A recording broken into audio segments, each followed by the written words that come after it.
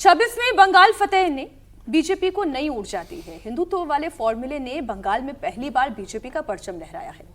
जाहिर है अगले साल उत्तर प्रदेश में भी यही फॉर्मूला काम करने वाला है। वैसे यूपी तो 80-20 वाली सियासत का केंद्र बिंदु भी रहा है।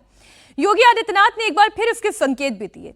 हालांकि उन्होंने 80-20 वाली बात तो खुल के नहीं कही, लेकिन उनके बयानों से तो साफ है कि लड़ाई इसी पैटर्न पर होगी। 27 में अखिलेश सत्ता में वापसी के लिए पीडीए का नारा बुलंद कर रहे हैं, जातियों की बात कर रहे हैं। योगी जात पात से हटकर धर्म की ध्वजा लहराने की बात कर रहे हैं। उन्होंने कहा है कि अब वो दौर गया जब कब्रिस्तान की बाउंड्री वॉल पर सरकारी पैसा लगता था। ये बीजेपी की सरकार है जो मंदिरों का कायाकल्प करती है। आप सुने उन्होंने क्या कहा। आज आप देख रहे होंगे जब से बीजेपी के विधायक बने या बीजेपी के सहयोगी दलों के विधायक बने, इन सभी जनप्रतिनिधियों ने अपनी अपनी विधानसभा में कई मंदिरों का सुंदरीकरण का काम भी करवा लिया। पहले होता क्या था, यही पैसा जाता था कहां? कब्रिस्तान की बाउंड्री वॉल के लिए। कब्रिस्तान की बाउंड्री के नाम पे करोड़ों रुपया चला जाता था। आज वही पैसा हमने कहा पहले मंदिर में लोग जाते हैं, मंदिरों की सुंदरीकरण के कार्य में पैसा लगना चाहिए। तो योगी ने 27 की पिच तैयार कर दी है। उन्होंने कहा है कि विकास की रफ्तार यूं ही बनी रहनी चाहिए, इसके लिए आपका वोट भी सही जगह पड़ना चाहिए। जात पात परिवारवाद के खिलाफ वोट करने की अपील उन्होंने की है। यह आपके वोट की ताकत है। जब सही जगह लगेगा तो विकास होगा, सुरक्षा होगी, नौजवान के लिए रोजगार की सुविधा होगी, अन्नदाता किसान के लिए सुविधा होगी, हर बेटी को सुरक्षा मिलेगी, हर गरीब के घर में शासन की योजना का लाभ मिलेगा। लेकिन जब यही वोट हम जाति के नाम पर बंट करके देते हैं, क्षेत्र के नाम पर बंट करके देते हैं, परिवारवाद के नाम पर देते हैं, तो उसी से माफियावाद भी पैदा होता है, अराजकता पैदा होती है, गुंडागिर्दी पैदा होती है, गरीबों की जमीनों पर, सार्वजनिक जमीनों पर कब्जे की दुष्प्रवृत्ति भी वहीं से प्रारंभ होती है। अब जो नीति पश्चिम बंगाल में चल गई, जो असम में चल गई, अगर वही उत्तर प्रदेश में ठीक वैसे ही चलती है, जात पात से हटकर हिंदुत्व के अम्ब्रेला के अंतर्गत आकर अगर वोट करता है, तो सबसे बड़े बेनिफिशियरी योगी आदित्यनाथ ही होने जा रहे हैं। हर्षवर्धन जी, इसमें तो कोई दो राय नहीं है।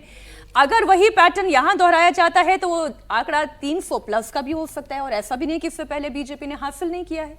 नहीं, देखिए मुझे लगता है कि पैटर्न की बात न करें। उत्तर प्रदेश में तो 2 बार की सरकार पहले ही भारतीय जनता पार्टी, उत्तर प्रदेश, बंगाल और असम में गया है। तो उत्तर प्रदेश को हमने देखा कि वो मॉडल आगे जाएगा या नहीं जाएगा। उत्तर प्रदेश ही गया है। दूसरा, क्या भारतीय जनता पार्टी इस वक्त चुनाव हो तो सरकार बना सकती है? मुझे कोई संदेह नहीं दिखता। तो क्या भारतीय जनता पार्टी के लिए कोई चुनौती नहीं? मुझे ढेर सारे संदेह दिखते हैं। अब आपको लगे कि एक लाइन में दोनों बात बोल दी, ऐसे कैसे है? अब हम तो अभी लखनऊ से ही वापस आए। जिस तरह की स्थितियां हैं विद इन गवर्नमेंट, और अभी भी सरकार और संगठन के बीच में सब कुछ सामान्य नहीं है। अभी तक इस सरकार के निगम और आयोग खत्म होने जा रही है योगी सरकार, और अभी तक निगम आयोग की पूरी नियुक्ति नहीं हो पाई। अब जिम्मेदार मुख्यमंत्री जी हैं, संगठन है, कौन है ये ईश्वर जाने। लेकिन हां, ये जरूर है कि पिछले कुछ समय में करने की कोशिश हो रही है। जैसे जो एक्सटेंशन किया गया, ये जातीय तौर पर कि सब कुछ ठीक हो जाए, लेकिन उनके विभाग नहीं बांट पाए। पता चला कि आपस में कुछ लड़ाई झगड़ा चल रहा है, कौन सा विभाग किसको मिले। जो मंत्री जी लोग हैं उसमें से एक उप मुख्यमंत्री भी चाहते हैं कि मेरा कमजोर विभाग हो गया था, जो पहले वाला विभाग था पीडब्ल्यूडी, वो फिर से मिल जाए। तो ये सब भी मारामारी चल रही है। लेकिन इस सब के बावजूद विपक्ष जिस तरह की लड़ाई लड़नी चाहिए वो नहीं लड़ता दिख रहा है, और भारतीय जनता पार्टी को एज मिलता है। दूसरा, योगी आदित्यनाथ भगवाधारी हैं, वो साधु हैं, सन्यासी हैं, हिंदू संत के तौर पर हैं, तो उसका भी उनको लाभ मिलता है। और उसमें विशेष करके जो राजनीति चल रही है, जब आप वही वाली राजनीति करते हैं कि एक तरह से एक वर्ग एकजुट होता दिखता है, तो उसकी प्रतिक्रिया में दूसरा वर्ग भी एकजुट होता है। इन सब को मिलाकर कहें तो उत्तर प्रदेश में भारतीय जनता पार्टी की स्थिति बेहतर दिखती है। लेकिन फिर मैं कह रहा हूं, संगठन के कील कांटे बहुत दुरुस्त करने की जरूरत है। हालांकि मेरी जो जानकारी है कि पंकज चौधरी अपनी उस टीम में इसका बहुत विशेष ख्याल रख रहे हैं। 45 से 55 के नौजवान जो काम कर सके उत्तर प्रदेश में, उनको नई टीम में लाने की कोशिश भी हो रही है। विजय जी, आपका क्या मानना है कि अगर मैं टीम की भी बात कर लूं, दिल्ली की टीम, यूपी की टीम मिलकर काम करती है, जॉइंट ऑपरेशन होता है, तब तो सक्सेस रेट 300 प्लस का हो सकता है, तो क्या ये हो रहा है? सवाल ये है। ये होता तो हो ही जाता, मतलब सक्सेस रेट बढ़ने की कोई दिक्कत नहीं होती यदि दोनों लोग मिलकर कर रहे होते। अभी हरजी तो उत्तर प्रदेश को बहुत अच्छे से जानते हैं और लखनऊ से भी लौटे हैं, तो अभी तो लखनऊ के कील कांटे ठीक नहीं हुए, दिल्ली में कहाँ आ पा रहे हैं। पहले वो स्टेशन पर तो प्लेटफॉर्म पर गाड़ी ठीक हो जाए, उसके डब्बे ठीक हों, उस पर काम होना चाहिए। और कितने समय में कितना काम, और ऐसा भी होता है इतना बड़ा संगठन होता तो आप सोचिए कि 100% सब कुछ हो गया, सबको सेटिस्फाइड कर दिया, वो नहीं होता।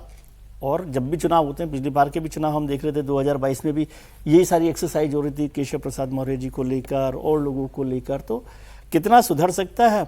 और ये तब करना ही चाहिए, पंकज चौधरी को करना का मतलब कोशिश करनी चाहिए। मुझे समझ नहीं आता, जहाँ राष्ट्रीय अध्यक्ष 50 साल से कम का हो, उसमें राष्ट्र प्रदेश की जो यूनिट है उसको तो यंग लोगों के साथ लाना ही चाहिए, इसमें कोई बात नहीं है। लेकिन मैं, और योगी जी ने अभी जैसे समीर जी ने भी कहा कि वो मॉडल तो बंगाल और असम पहुंच गया, और उनकी खुद की योगी जी की सक्सेस रेट रैलियों में 80% 90% रही है, तो उससे शायद बड़ा फायदा उनको हो जाए। लेकिन मुझे नहीं समझ आया, जब वो जाति और परिवारवाद की बात कर रहे हैं तो क्या वो ओम प्रकाश राजभर, अनुप्रिया पटेल, संजय निषाद, इन सब के खिलाफ भाषण दे रही है?